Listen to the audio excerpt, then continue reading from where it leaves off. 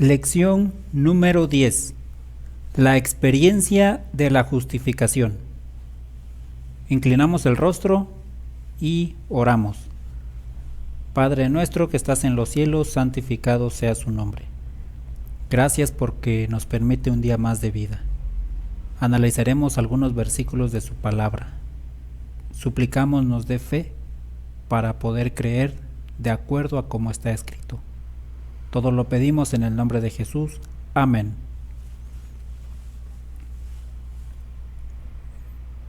En la lección anterior vimos lo que es justificación. Ahora vamos a leer sobre la experiencia de la justificación. ¿Cuál es el segundo aspecto de la justificación?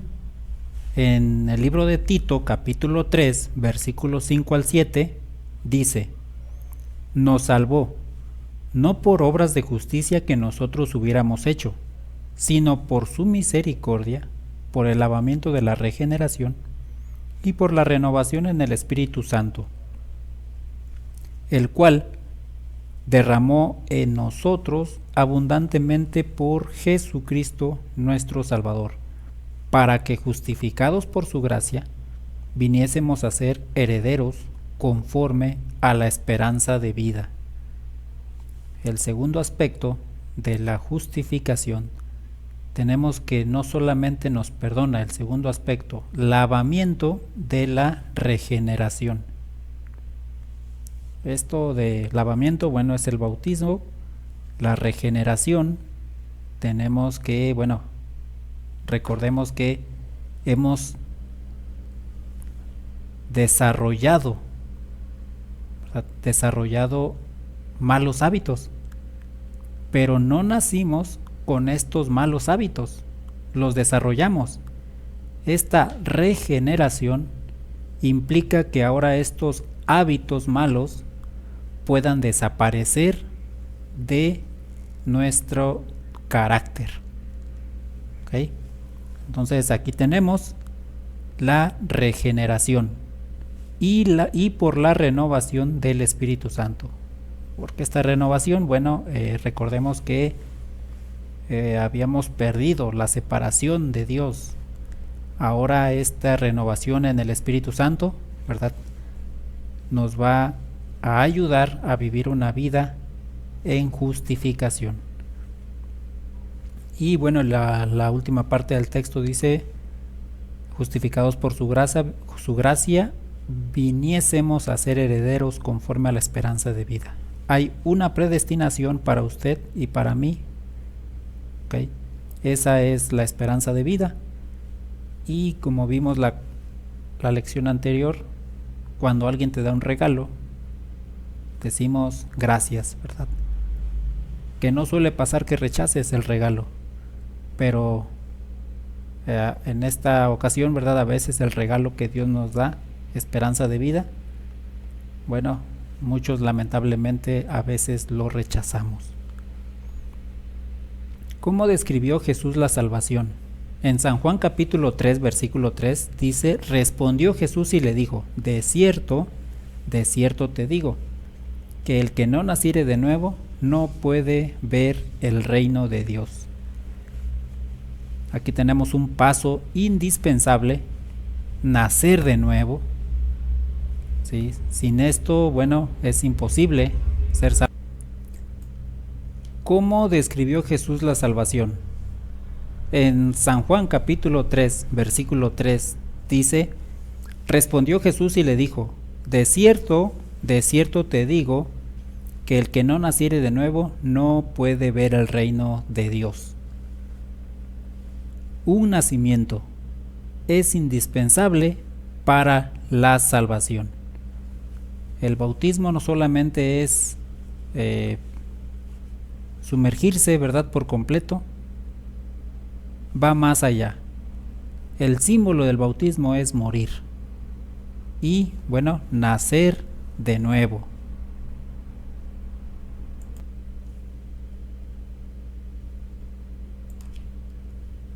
¿Qué significa estar en Cristo? Segunda de Corintios capítulo 5 versículo 17 dice: de modo que si alguno está en Cristo, nueva criatura es.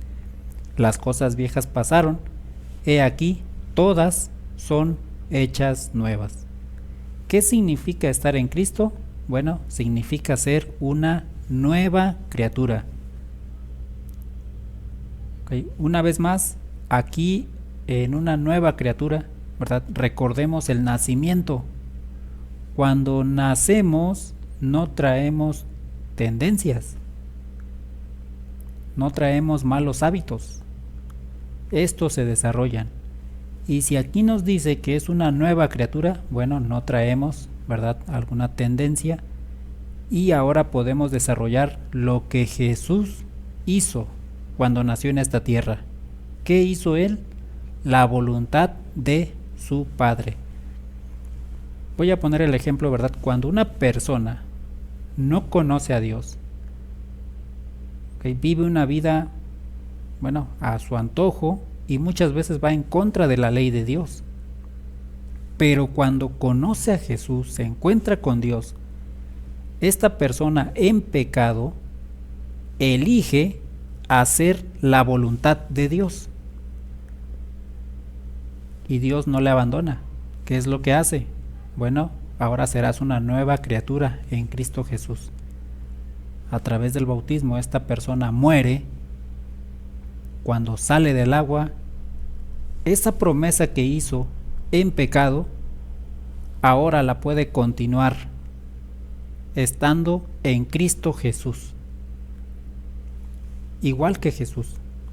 Jesús decidió en el cielo hacer la voluntad del Padre, y cuando nace en este mundo, continúa esto, continúa ese pensamiento, hacer la voluntad del Padre. Es lo que sucede en nuestro caso, hermanos.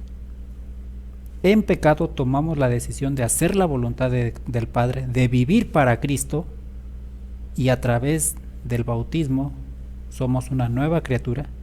Podemos ahora sí, bíblicamente, tenemos esa ayuda del Espíritu Santo, así como la tuvo Jesús, para poder vivir igual que Jesús.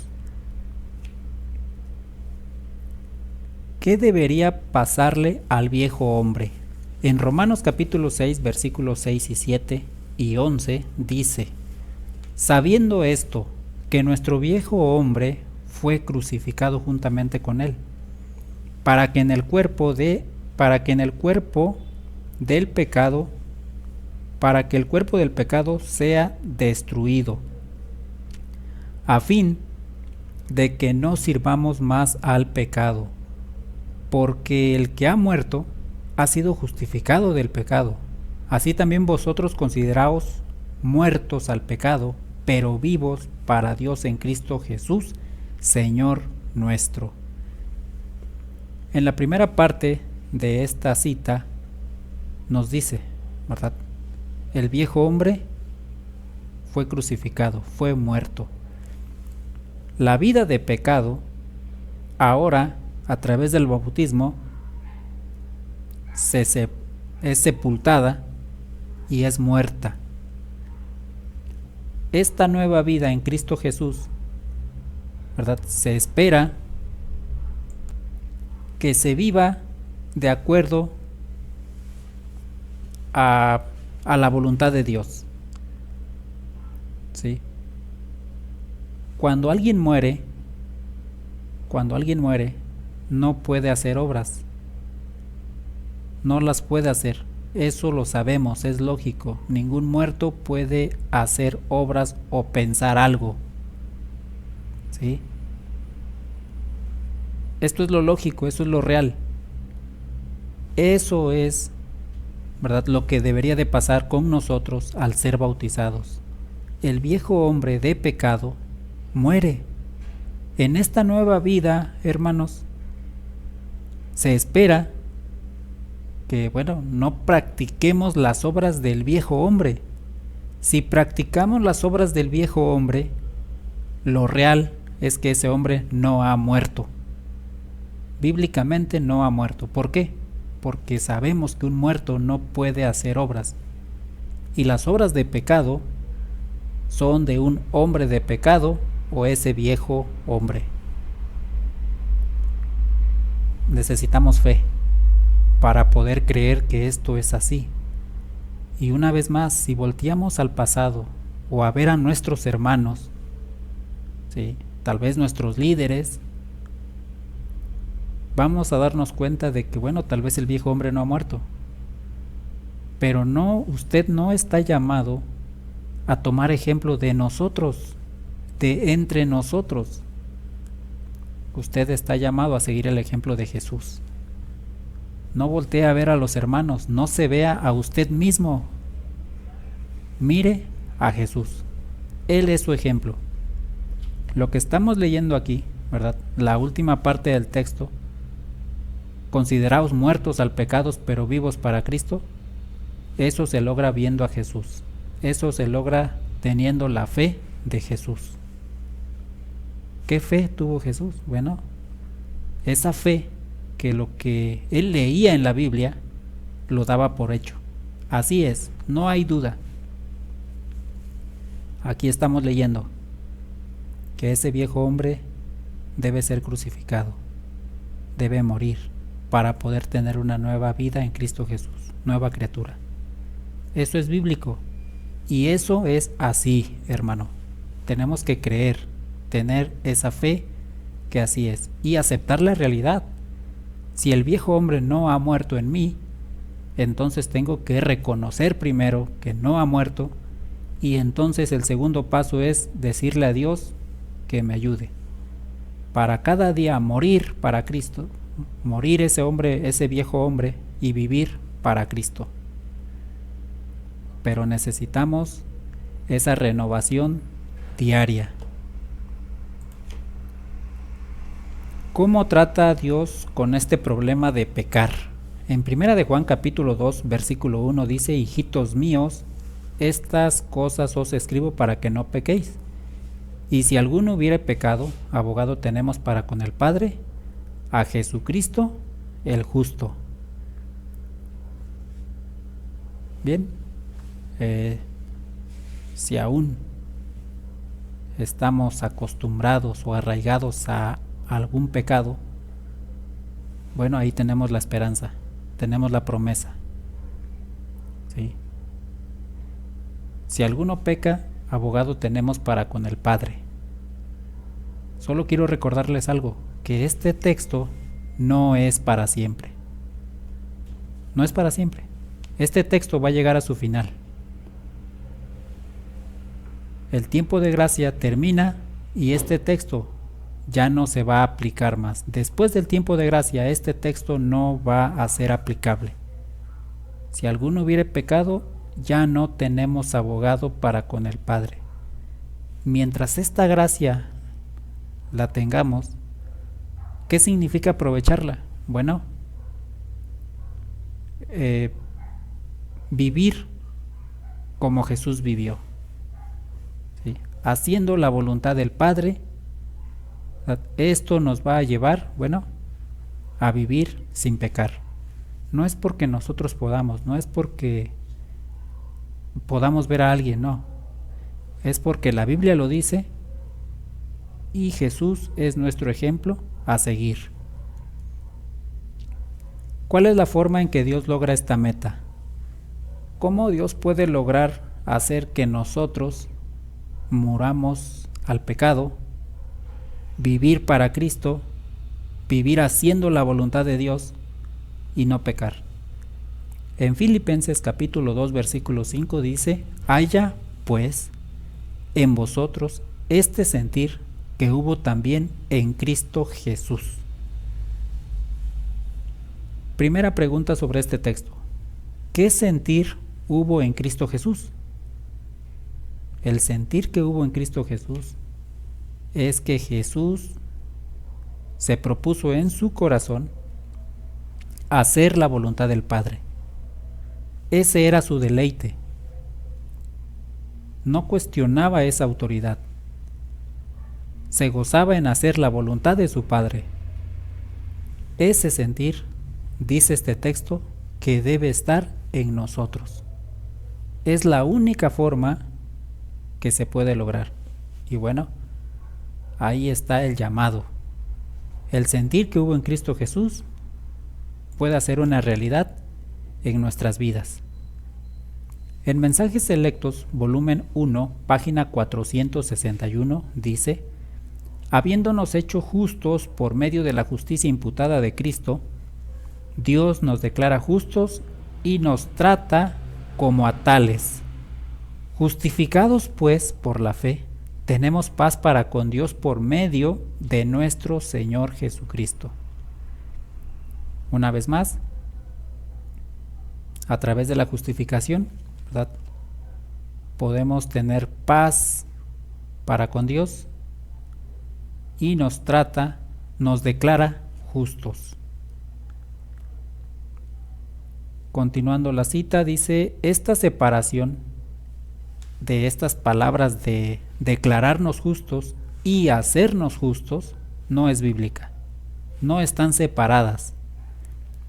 Y esta idea de que una cosa es declararnos y otra cosa es hacernos, esa idea ha contribuido más que ninguna otra enseñanza a alentar a los cristianos a tolerar el pecado en sus vidas, ya que creen que están justificados incluso cuando el pecado abierto y no perdonado está activo en sus vidas.